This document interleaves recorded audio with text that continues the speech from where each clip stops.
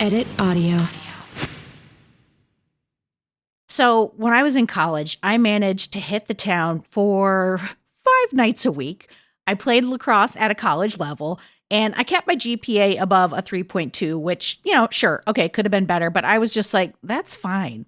My day planner had entries in blocks of time like 1 to 2 class, 2 to 3 work on paper, 3 to 6 practice, 6 to 7 dinner, 7 to 1 a.m. drink 10-cent beers at the dugout, 5 a.m. to 7 a.m. ice cold Coke, on forehead, study for exam. And on it went. Now, no one ever told me that I should do this or taught me how to schedule the crap out of my life. It was intuitive because I felt like a loser in high school and I really, really, really wanted to do all the fun shit that my new friends were doing. So that meant I had to make a schedule and I had to keep a schedule. And the oddest thing happened. With my time managed like that, I was free to do so much fun stuff. So the question I have is, did I prove that a schedule can actually bring more freedom? Or was I just like really anal retentive at the age of 17?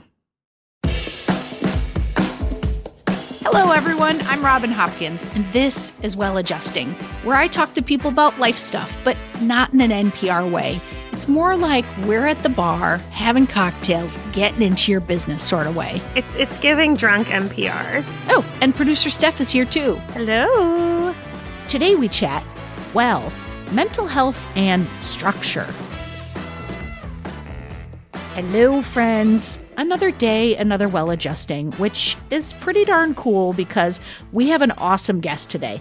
McKenna, who just so happens to be the daughter of a pal of mine from college, is joining us to talk about mental health and thriving. Now, she was diagnosed with bipolar disorder, and she has done so much work to be healthy, to care for herself, and to thrive in the world. And now that she's got, a pretty good grip on all of that, she wants to level up, so to speak. And she wants to talk about how to get a bit more focused on her creativity and finding balance in her life so that she can get all the shit done. Now, it's a really wonderful chat about approaching the possibility of keeping your mental health in check and finding some structure and balance. So, without further ado, let's get to McKenna. But I do want to tell you folks, make sure you stick around after the interview because we are doing a Steph and Robin Get Well update, and you don't want to miss it. Okay, here we go. I am McKenna Mattis. I'm a 24-year-old writer / director and have recently transitioned into a publicist role in the film industry, which has been very interesting, very exciting. So what's the thing that you wanted to come and chat about today? I think a lot of my issue is actually trying to be present in a world that is vehemently oversaturated with very toxic findings. I think a lot of my occupations in my professional life had required me almost to be very addicted to my phone and in news cycles, up on trends and what films are popular, what fashion trends are popular. So I haven't had a time in my life to really create a divide between separating myself from that part of my life. And obviously, I have to work to make a living, and maybe one day I'll be able to live out my multi-hyphenate dreams and be an artist fully. But I think in the meantime, I'm just trying to find the proper balance between, focusing on my true life goals, which is to be a storyteller, be a filmmaker, be a writer, and also balance that with the very overwhelming state of the world that's like constantly thrusted into my face every second of every day. And it's a little bit much, as I'm sure we can all agree to. But I feel like I've been on my phone since I was like, my pinky on my finger is like, has the dent from like being on my phone too much. Like it's a very common Gen Z problem. And in order to actually fulfill my life dreams, I know that I need to be more grounded, which is... Wait, do you mind saying that whole thing again? Because I was on my phone. I'm just kidding. Because we're all on our phones like 24/7. Well, can you give us a little backstory? Because you and I talked before, and you've been on a journey to get where you are, like some of the stuff that have been obstacles. Because it sounds like what you're already starting to talk about is just the stuff that gets in the way of us like pursuing our dreams. But like, some of the backstory you gave me was also some of that. So I'd love to hear some of that as well. Yeah, totally. I mean, I've always had my own personal struggles with mental health, and it kind of started for as long as I can remember, just in a general perspective of life that was always maybe skewed a little bit negative. And then as I got into my teenage tween kind of years, that onset onslaught of sadness kind of just became a little bit more prevalent in my life. And throughout my teenage years, I struggled more and more. I had to have a couple hospitalizations for mental illness until we finally came up with the diagnosis that I was bipolar 2 disorder, which is basically just that the cycles of mania and depression are in shorter cycles versus bipolar 1, where it's like a longer experience. It's hypomania versus regular mania. So I went through a lot of different mental health professionals in my life that were very confused as to what was happening in my quirky little brain. And I got several diagnoses, several variations of OCD, trauma, PTSD diagnosis, which it's just all very intertwined. So in terms of my general life pursuits of being a creative person, it's been a very push and pull, positive and negative, for having these mental illnesses, because it 100% informs my work. It gives me the ability to like be a more creative person in terms of literally like having psychosis and like hallucinations that like, allow me to see things like, for lack of a better words, outside of the box. But it's kind of been my process since I think I was like 20 or 21 was the last time I was hospitalized. And after that happened, which is also during COVID, which is like a whole nother story. Like I found out about COVID when I like to use the word loony bin because it makes me feel better about myself. And it makes me feel like I'm living in a I do love to make the joke first. Yeah. Like I'm allowed to say that, right? But yeah, of course. So I had to cut that trip a little bit early, and then I just was at home with my mom and my dad and my siblings, fresh out of the bin. And so I just kind of continued that healing there, but was a lot more deliberate about not having something like that happen again in terms of setting my intentions on a healing journey.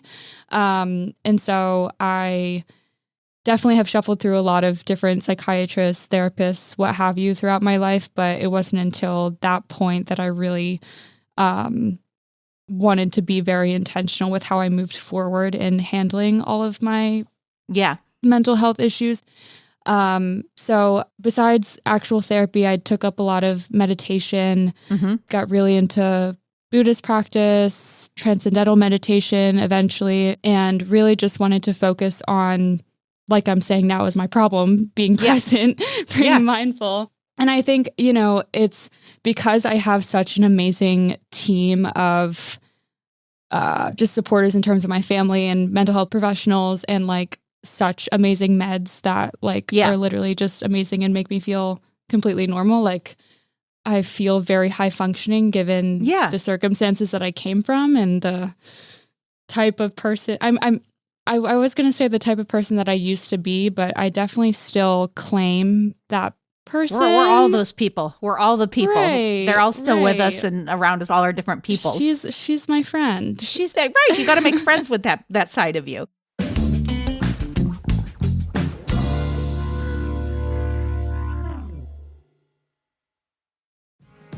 Ever feel like you're doing all the right things, eating well, working out, setting boundaries like you hear about on Well Adjusting, but still feel low on energy?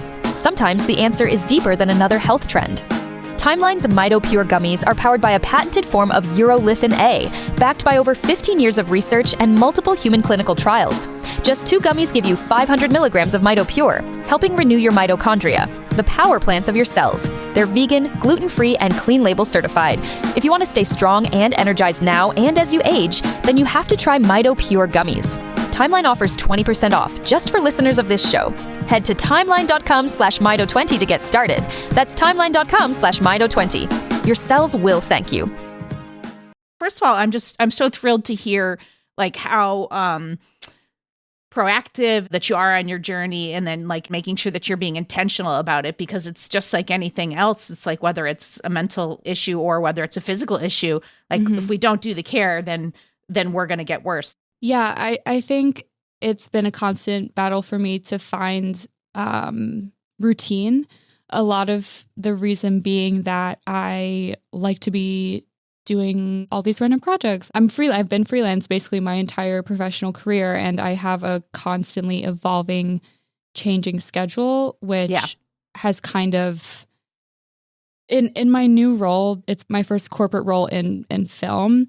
And so while it's like stable in a sense that it's like a 9 to 5, like lots and lots and lots of air quotes, I always am like a little bit on call, and I am traveling a ton. So I'm just always like a little bit needing to have my ringer on when I'm sleeping, which is, definitely plays a role in the need, whether subliminally or overtly, to have my phone be somewhere near me constantly. And when I was originally kind of like beginning my healing journey and doing all the mindfulness and the meditation and the what have you, I was able, because I didn't have like an insanely high pressure kind of role that I'm in now, I was able to be very intentional about that separation. And I think now it's a lot less so. And it's harder when you get busier.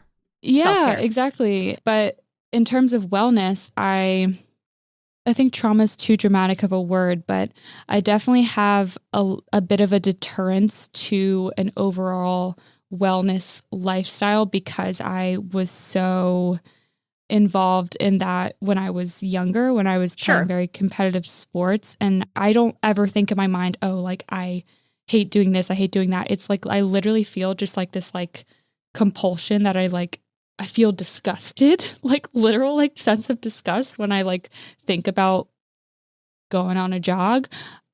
I like going on walks. I can do a walk. I do stretching. I do yoga. I just like need to do more of it. And my beautiful little sister is a Pilates instructor. She is a dancer. She's such a great example for me, even though she's 4 years younger than me, to like live that balanced lifestyle. Well, how do you approach it? Like, how do you approach balance in your life? Because what I'm hearing so far is, right, so you've got a persistent and ongoing wellness conversation that you're going to be in for your whole life, which sounds like you've made really great strides on. You're at the beginning of a career where you're, balancing freelance, what have you, and then you're also doing some art on the side. So those are 3 very full buckets. We love to talk about buckets on well adjusting. So do you approach that in a methodical way, a mathematical way, and say, I will give this time, I will schedule? I already heard your response. I love it. First of all, do you have a schedule? Do you follow a calendar? How do you plot your time out? How do you handle all that business? I have a work schedule for sure, which is not dictated by me in the slightest. And my own schedule, I think I could. I know you're the spreadsheet queen. Robin, I am, and I'm sure you're the calendar queen too. I think that's probably something that would be very helpful in just giving myself more time to do the things that I actually want to do. Because I think a big dilemma that I have with that is like, oh, like creativity is supposed to be this like free flowing stream of consciousness kind of practice. So when I think of the idea of like scheduling a time out to actually do such things, it feels restrictive. But I think a lot of the proponents of creativity that make it so effective is actually allotting the time to like be bored and have your mind wander.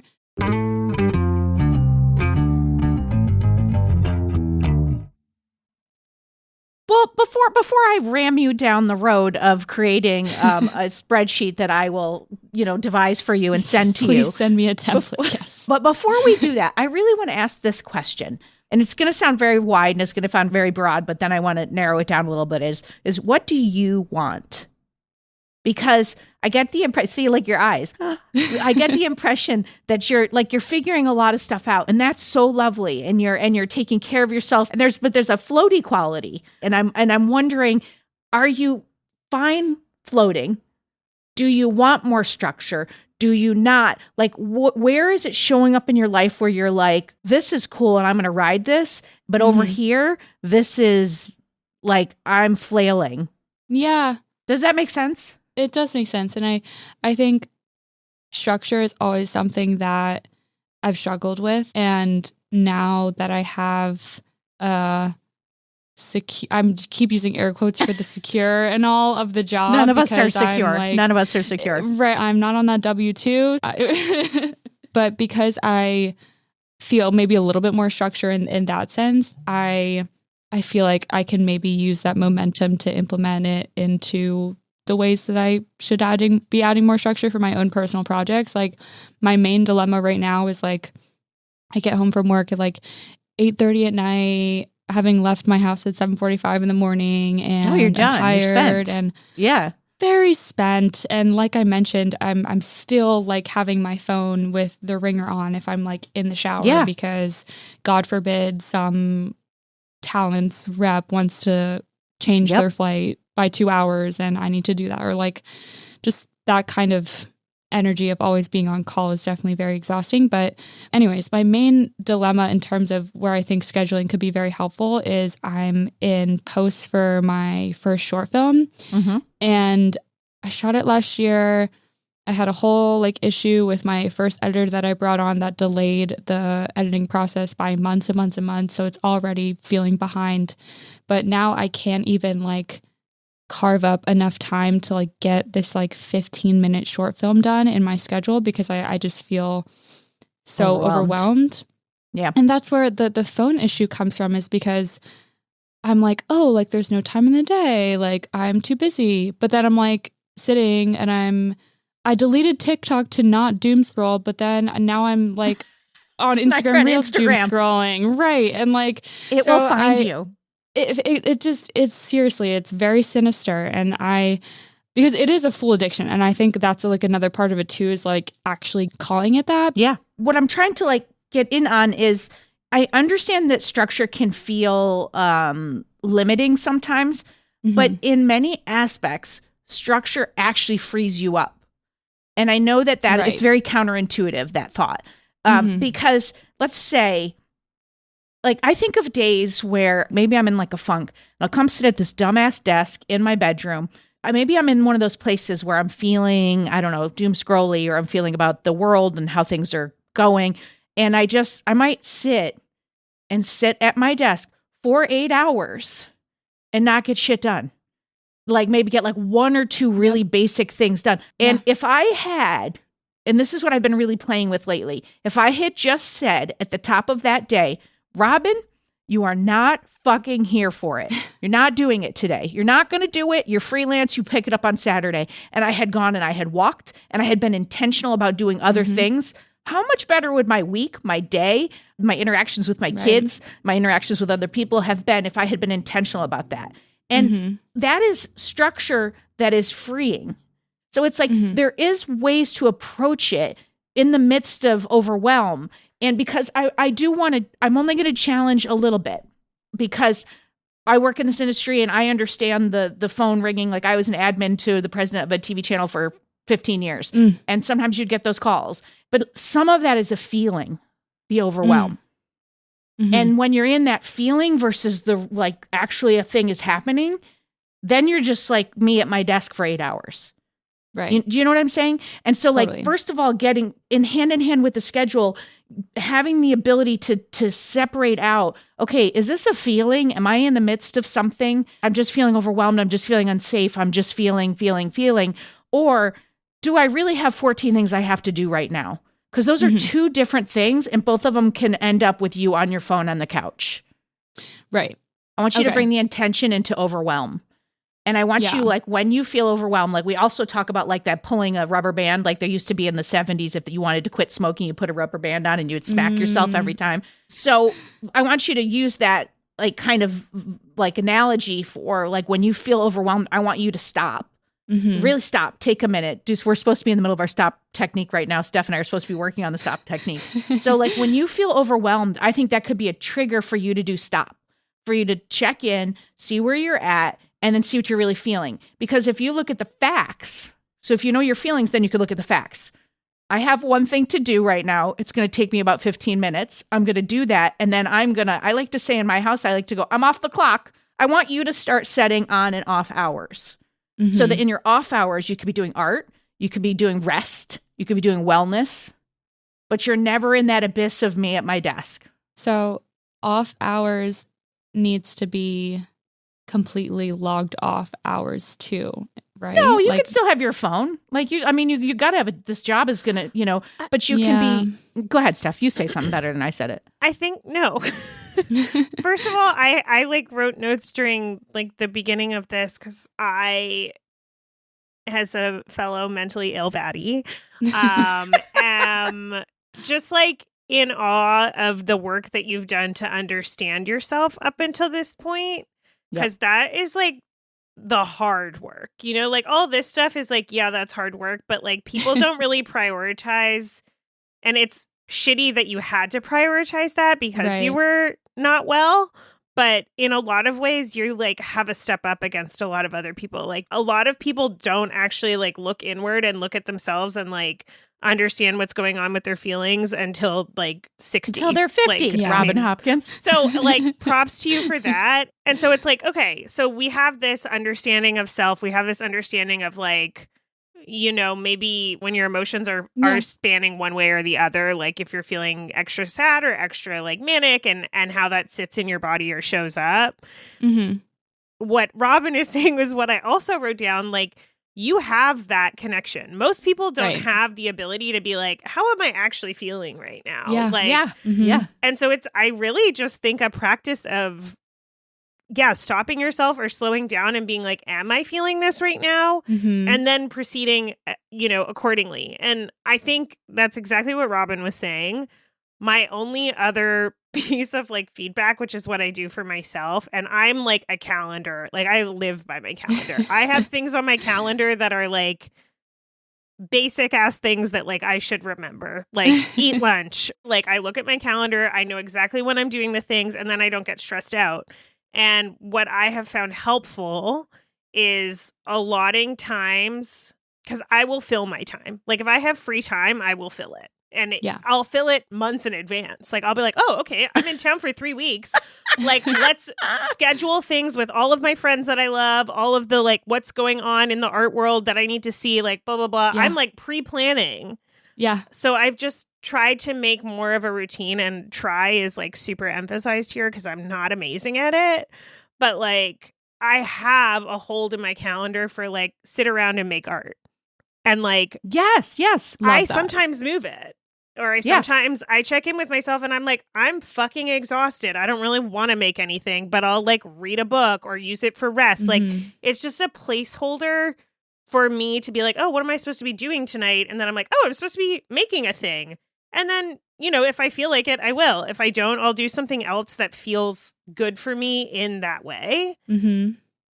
And so I don't know what your calendar is, because it sounds like you don't love a calendar, but having some sort of like moment to be I wish like, everyone could see your face. to like encourage the thought of like stopping and making something, or reframing the way you approach a calendar.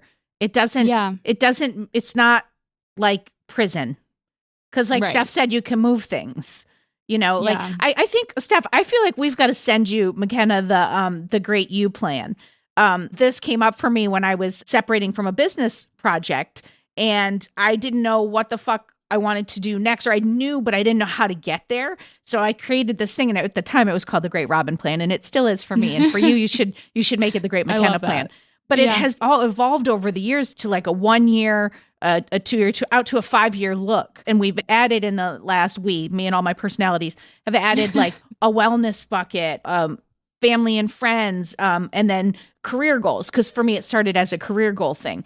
But the reason that I'm bringing up this plan, which we are 100 million% sending to you, Please. is because it is a meditation. To do that plan is a meditation on what you think you want and where you want to be 5 years from now, and then kind of backing it out in like a project sense. You know, if you want to get somewhere in 5 years, like if you wanted to drive some place that was 5,000 miles away, you'd be like, well, I'm going to stop at 1,000 miles. I'm going to, you know, we have to do the same thing with projects. But within that, and this is the reason that I'm saying this, is like, I go back at the end of the year and I'll look and go, well, what did I do? How much of it did I do and how much did I not do? And I kind of like will look and say, yes, I did that. No, I didn't. And here's why. And I find that there are some things that I just, at the top of the year, I was like, yeah, I really did want to do that. And then it evolved out of that into, I moved into a different space and I only have so much time in the day. So I started focusing on this project versus that. And the same thing happens in the wellness area. Like that might have been something I wanted, but I found something different that's more helpful to me right here and right now. And those aren't failures, they're shifts. And they're you understanding yourself. And so I want you to see, like, if you walked away from this conversation seeing that this type of structure is actually freedom, I'd be fucking thrilled. Yeah. No, I mean, it's a great goal. And I think having that perspective come from someone like you who has all these multi-hyphenates and has all these projects and has been so successful in them is really reassuring. You have. Give yourself all the credit, because it's no easy feat to take those steps for yourself to accomplish it in the way that you want to do it. And I think a lot of the reason why I get so overwhelmed is because I pull myself in all of these different directions. And I think another roadblock for me is that there's no right or direct way to become a film director. There's no set path. A million different ways. I think, really, right. And so I think because I just try to use forward momentum to dictate that versus like actually setting more sedentary concrete goals. Concrete goals that can give more milestones for myself. I think that's all going to be very helpful information, because I don't feel aimless in the sense that I think I am doing the work that needs to happen. But I think that it would be extremely helpful on a micro and macro level to have more of specific milestones. Like a path. Yeah, right. And I think it would be extremely helpful. And I also love what you were saying, Steph, about allowing yourself to have those shifts, even if you do schedule it for yourself, because I think a lot of my rationale with not like having that in the schedule is like what I was saying before, and that I feel a very spiritual connection to my creativity in particular. Largely, I'm not going to be able to write or do anything that I really truly feel connected to unless I'm literally like sitting in a patch of grass and like by a river. Like that's just like how my creativity flows, how my brain works.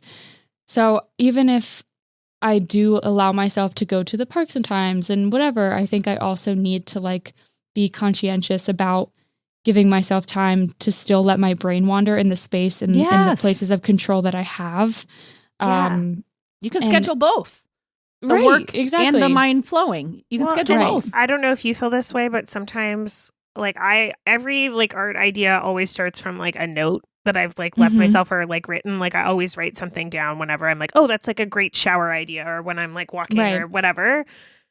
And when I was more in art school, I had like a similar thing where I'd be like, you know, I either have to be like pretty fucked up, which I don't know if we should publish that, to like connect to some sort of creativity, or it would be like in my peak of my bad mental health. And that's where I would like connect the most to things. And at a certain place, I was like, well, that's not fucking sustainable because I will die. Like that is, it's one or the other. And there's a retraining. There's a retraining of yourself to like, I love the idea of you by the grass and the river, but you can retrain yourself to find 20 minutes at a Starbucks and find art. Well, and that's what I was saying is Yeah. like, I think the like note in the notebook, like have like a thing that you come back to. And like now it's like a practice that I've sort of like trained myself into where I can like, okay, look at that little note and expand on it. It might take me, 10 more minutes to get into that headspace, but it comes eventually. And so I don't know what your notebook is, or maybe you use your phone on your notes app. That is one thing where I'm a real traditionalist. I am very good about having like my cute little like microscopic notebooks. But on the same side of that coin, I need to have them with me more because that's also something that I limited myself with. I need to have it like every single place I go. I need to have it because I think like you were saying, Steph, like when it starts with something with just like a little idea, and this is where I could take the advice from me religiously following David Lynch and all of his practices too about having it start with the little fish idea, is actually doing the work and setting the intention to expand upon it in the way that it deserves. And it all kind of connects back to the ways that I feel I limit myself with not giving the structure on how much time I can spend doom scrolling, because I'm like, I constantly am telling this to my friends and my boyfriend and what have you, that, oh, like, I wish I was like born in like the 60s or whatever. And like the only thing I could do is read. Like how great and how inspired and how much work would I be? Like just like a very like annoying eye roll kind of like mindset that like, oh, if I didn't have all these distractions, like whatever. If only I was someplace else. If only, God, if only. You'd still be there though. I'd still be there and there would still be a thing. But I mean, I do think that there are a lot of like digital age kind of distractions that, do have a very real role. But at the same time, if I already have that desire, it can be made into a reality and I can be intentional about it. And I think the reason that I'm not so explicit about making like a full transition, because in my ideal world, I would just be in my peddler's cottage with the birds and baking bread and like writing poems. Like that's my truth. But obviously, but we got to eat. Thank you. We got it right. We got to do all the things. We got to be locked in. And for whatever reason, the things that I happen to be good at are like being a weird, chronically online internet stalker and knowing what happens on in the know, the interweb, in the know, and in the zeitgeist. You don't have to give that up, by the way. I'm not suggesting you give that up. I'm suggesting that you allot time, because I think one of the issues of being a multi-hyphenate is that you can start 14 things and never finish any of them. And so I would encourage you to use the Great McKenna plan to prioritize maybe one, finishing your short film. And so scheduling your life in such a way. So once you have the plan, then you can go, okay, great. Well, if I want to be there in 3 months, then that means I need to get these 5 things done to get us to point A in 3 months. And I also just want to encourage you to follow your instincts as you fill out the plan. Like if something comes up to you that's like, maybe I'm actually putting a lid on that film for right now, but I have this other idea and I want to see it through. And I can do it. It's in my power. And I think getting that small win will help me come back to the film. Then go with that. Like follow your gut, but follow one thing. Because it's like, because you're so observant and because you're so like looking around at all the things that are happening in the world and you're so in tune, it can be even easier to wander off your path. So I think just having a little bit of a roadmap, like those are the things I really want from you, is to think about a calendar, little stop technique, and the U plan. Steph, what are your thoughts for McKenna? I feel like the things I want to say are like contradictory, but they're not. They're complementary. So I want to say that I think the Great U plan is a great starting point. And then once you have those like different things you want to plan towards, scheduling out time to do them. And then the other thing that I want to say is like, what little things can you bring into your everyday that are contributing to your other buckets? So like if that's carrying around a little notepad, do that. If that's, stopping and checking in with yourself 3 times a day to be like, how am I feeling? Is this the right like space that I should be working in today? And like, I know that we say that and it's like, yeah, you might actually have to do work that you don't want to do. Like we all have to do shit we don't want to do sometimes. But I just think that's like a strength that you have and you have it really, really young. And so lean into how you're feeling and what you can do with that every day. And I think you'll be I think you're already miles ahead of a lot of people. I do too. But I do too. I think you'll continue. Thanks, and Queens. I don't know. I just think you need a little more Structure. That's it. My mom's That's going to it. be so happy you guys are telling me this. How does that feel to you, what we said? It feels like what needs to happen. The methods that you guys have specifically feels very refreshing because a lot of the times when I'm getting this advice, it's just more general. So I really do appreciate the actual specifics that I can apply to my everyday life to implement real change. Because when I see something to fill out, that is incentivization to actually do so. And that actually has been something specifically that's helped me in just my overall process of healing and mental health and stuff is like doing the worksheets and doing the charts and all that stuff, like actually like putting pen to paper and having a tangible thing in a world where we do DocuSign for like every single, like, you know what I mean? So, all right. So we often have like an expert who comes in, but to Steph's point earlier, you know, like, sure, you're a 24-year-old who's trying to find some structure. And to that end, you are just like every other 24-year-old out there. Like our 20s are a frigging hot pail of garbage where you're trying to figure out who you are in this world when you've been so structured your whole life. And so to have a place where you're doing that makes sense. But on the wellness side and like the way you've tackled, like along with your support of your family, like the bipolar stuff and your wellness, like you are an expert. And I would just love to hear if you had a couple of tips for anyone who is out there and who is struggling. Like they always say, if you've ever gone to a 12-step program, they always talk about like, see someone who has what you have and then talk to them. And so for anyone who sees what you have and wants to talk to you, what would you recommend to them?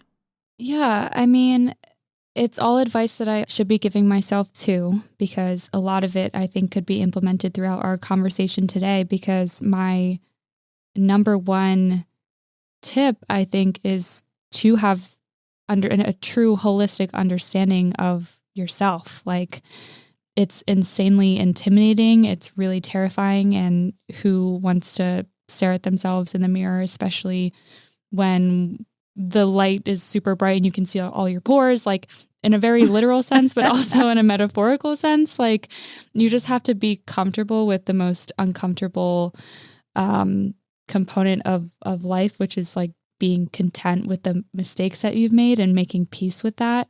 I think a lot of what has helped me too is finding a space to do so in practices like filling out a worksheet. Like, if you're sitting there, you're doing your deep breaths, you're feeling how the pencil touches the paper, you're really experiencing sensation in all of its truth and all of its capacity. You can be aware of it if you want to. And I think for me personally, because I have a very deep connection to just like nature in general, which is, like I mentioned, how I get most of my creativity, that sense of literal grounding is really important in my healing practices. But it could be like if you're a New York City kid and that kind of meditative state for you is like riding the subway, that's your space. And in terms of language, how transcendental meditation has helped quantify that is through pure consciousness. It's like the place where you go where you have nowhere else to go. Like, you're at the dentist, they're drilling into your teeth. It's like painful. It's gross, agonizing. I hate the dentist. But if you have this like safe space within yourself, within your pure consciousness, if you have that safe haven within yourself that you can always revert back to and find some sort of refuge in, you can distract yourself from very literal, pertinent, visible physical issue that comes your way, as long as you can channel that connection to yourself. It sounds very lofty. Like I have done so much work to like be able to have this space within myself, but there's really just like never any going back. And especially for someone who has bipolar or any sort of mental illness, really, like where you feel yourself drifting to another place, dissociation, hallucinations, psychosis, all of these things where you feel very much not here. I think being able to find that interconnectedness to the present and to yourself, which is the only real thing in the entire universe that you can control, is yourself. That's the only way that you're going to be able to find that peace. That's amazing. Like I had to do 95 years of like ACT to be able to get to the place where I could say that to myself. So I just want to like reflect back to you that like you are miles ahead of so much. And I really appreciate you like being so open with your journey. Yeah. Oh, thanks. This was such a lovely conversation. And I'm so thankful that you wanted to come and chat with us today, because this has been really lovely. I'm so grateful to both of you, and I'm seriously like very excited to actually be implementing the things we talked about today. And if you couldn't tell, I'm a very spacey person sometimes. I'm a big daydreamer, and I think in order to let those dreams come to fruition, I need to have the time to actually have the tangible space to manifest it.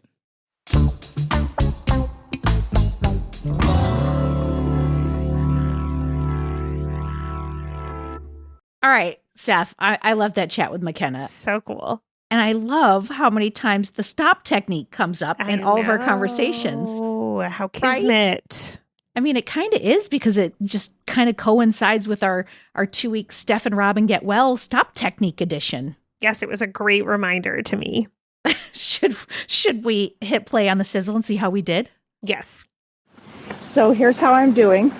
Not at all. So I'm starting today because I had completely fucking forgot. Okay. It's going to be great. Starting today. I'm going to do morning, night, anytime I get bunched up during the day. Okay, I also forgot, and that's why accountability partners are so important. So the first day after we recorded saying we were going to do it, I had a CT scan and I was really nervous about it. So I did it in the waiting room, and then I totally forgot. So can you send me what the STOP means? I've done it 3, maybe 4 times today. I also cried 3 times in PT today, so that's good. But I will say this, the more I do it, and I know this fucking lesson, the more I do it, the more likely I am to do it when I'm stressed. Okay, so I'm just at the bar after you've left me. I'm doing my stop kick technique, which I'm calling sabop from now on. Not gonna lie, I feel a bit anxious. Just did my SPOP, as we're now calling it, because you can't remember that the T means take a breath. I just finished my SPOP. It was good. All right. So right out of the gate, I'm going to say I love this one. It was harder for me than the others. I just want to say that so far I'm killing Steph and Robin Get Well. I know. I really didn't think this was how it's going to go. I've been thinking about it. I think it takes me longer to form a habit. I think it's easy for me to like pick something up, but I won't like make it a habit for a while, because truly just last night was the first time that I remembered on my own to do it before bed. Well, so it took me 2 weeks. No, but see, I would argue that this one is harder to remember to do because it's emotion based. It's not like, oh, every day I get up and I stretch or I brush my fucking teeth. This is like when you're in a moment. So I think that and, I'm that's good so progress. in touch with my emotions. So we both are, Steph. They're right here in the forefront of our. No, they're not. It went well. Well, I'm excited to have this technique. I'm excited for my new name of it. Oh, wait. So I can't tell you how many times Steph would be like, I can't do it because I can't remember what the letters are for. I can't remember what the T is. I was like, it's breathe. I was like, so do we change it to breathe? Yeah. And then what did you call it? Sabop. Which I like. I'm subopping. The more I do it, and I knew this going into it, the more I do it, the more I think to do it. And I want to say, I don't think I gave an update of this. It really did get me out of what could have been a funky little sitch with a friend of mine. It was like one of those situations where I was getting myself worked up about a thing, and I was getting ready to fire off a text. Ooh. And I stopped myself. I subopped myself. I subopped myself. And I was like, nope, I'm going to do the sabop technique and I'm going to see what happens. I did it on the train, and lo and behold, like by the time I got there, I was able to like say it in a completely different way. Wow. Because I recognized I was triggered by something else. That's really cool. I can't believe you didn't tell me that. Now I'm like, who's the friend? It was me. Well, I didn't want to say it in front of our audience, Steph, but it was at you. I'm going to go on the record as saying, I think this could be one of the most single impactful things that one can do in the shortest amount of time if you can remember to sabop. I like the confidence with you saying that, and I will. I got a lot of nerve. Get better. I'll get better at doing it and then feel the same. Well, we're going to keep sabopping then. Yeah. What's our next one? Oh, this is one. Please say Pomodoro technique. Yeah. Please say Pomodoro technique. The next one is our Pomodoro technique. Yay! Coming in from Kathleen. Tell people what this one is, because I don't know. I didn't know what it was before. I don't know. Okay. Pomodoro routine uses a timer to break work into focused 25-minute intervals called Pomodoros, separated by short 5-minute breaks. So after completing, this is the best part, after completing 4 Pomodoros, you take a longer 15 to 30-minute break to help maintain productivity and to avoid fatigue. I love that. I really struggle with focus. Like I'll start one thing and then I move to 14 other tabs and then I'll be like, God damn it, I didn't finish this. So the idea of setting up like I might set it up and then add things I'm going to work on during that time. Yeah, I love that. I think it's going to be weird when I have meetings, so it'll have to be during like free work time because I can't just be like, okay, well, that 5 minutes is done. Can you imagine in the middle of an hour? In 4 minutes. In the middle of an hour-long meeting. Yeah, like I just come in and out every.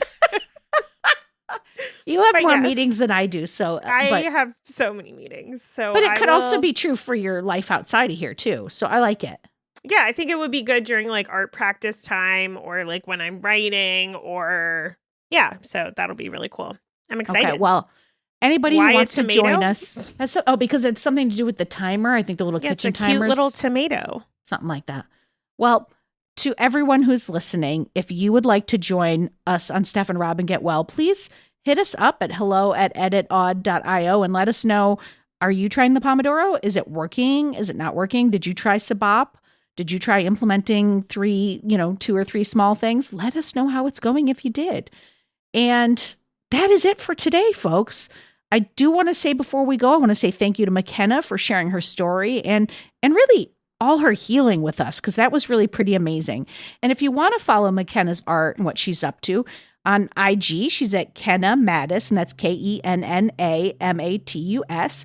And you can also follow her Substack, which is going to be in the show notes. For more Robin, and you may need that, you probably don't need it, but like if you do, you can follow me at Real Rob Hops on all the platforms, all the socials, as the kids today say. Well Adjusting is an Edit Audio original series. It's exec produced by Steph Colburn and Robin Hopkins. Our producer and editor is Maria Passingham, and our production manager is Kathleen Speckert. Thank you to the entire Edit Audio team and to you for listening. Oh, hey, before you take out those AirPods, this show is just for entertainment. If you are in need of help, please, please, please reach out to a professional. Go ahead and get that help. You deserve it.